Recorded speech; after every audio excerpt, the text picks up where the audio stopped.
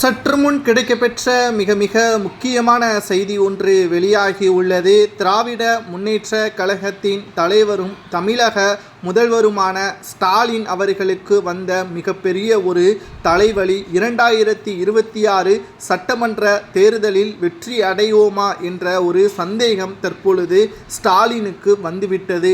திமுகவின் மூத்த அமைச்சர்கள் நிர்வாகிகள் செய்த செயலால் திமுகவிற்கு ஏற்பட்ட கெட்ட பெயர் 2026 சட்டமன்ற தேர்தலில் எதிரொலிக்கும் என்பதையும், குறிப்பாக சொன்ன வாக்குறுதிகளை முழுமையாக நிறைவேற்றாதது மக்கள் மத்தியில் ஆழமாக பதிந்துவிட்டது.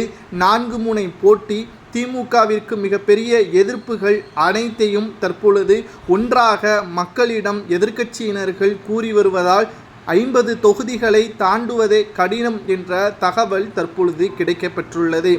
2வது முறை முதல்வராக பொறுப்பேற்க வேண்டும். கலைஞரால் முடியாதது ஸ்டாலினால் முடிந்துவிட்டால் அடுத்து 20 ஆண்டுகள் ஸ்டாலினை யாராலும் அசைக்க முடியாது என்று திமுகவினர்களால் பேசப்படும்.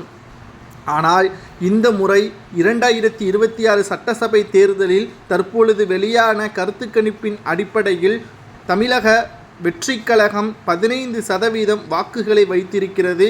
அதிமுகவுடன் கூட்டணி வைத்துவிட்டால் எதிர்க்கட்சி அந்தஸ்தை கூட திராவிட முன்னேற்ற கழகம் இழக்க நேரிடும். 2011ஆம் ஆண்டு நடந்ததை போல் தமிழகத்தில் 2026லும் நடக்கும். அப்படி நடந்துவிட்டால் அடுத்த 10 ஆண்டுகள் திமுக ஒட்டுமொத்தமாக அரசியலில் இருந்து முழுமையாக விலகுவதுதான் அவர்களுக்கு அடைக்கலமாகவே மாறும். அல்லது தமிழக வெற்றி கழகத்துடன் அனுசரித்து போக வேண்டும். நேற்று வந்த விஜய் அவர்களுடன் அனுசரித்து போகுவதா என்ற ஈகோவும் திமுகவிற்கு வரும்.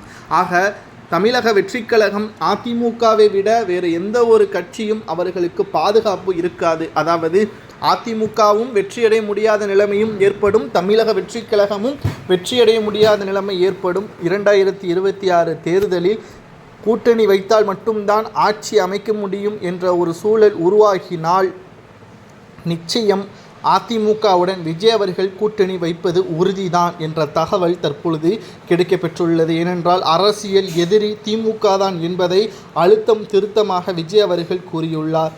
இதனால் கலைஞரின் முடியாதது ஸ்டாலினால் முடியும் என்று இதுவரை கூறி வந்த திமுகவின் தொண்டர்கள் ஆலமரமே சரிந்துவிட்டது என்பது போல் பேச ஆரம்பிப்பார்கள் என்றும், அது மட்டுமல்ல அமைச்சர்கள் மீது இருக்கக்கூடிய வழக்குகளும் உடனடியாக விசாரணைக்கு வரும், அதன் மூலம் அவர்கள் சிறையிலும் அடைக்கப்படுவார்கள் என்ற தகவலும் கிடைக்கப்பெற்றுள்ளது.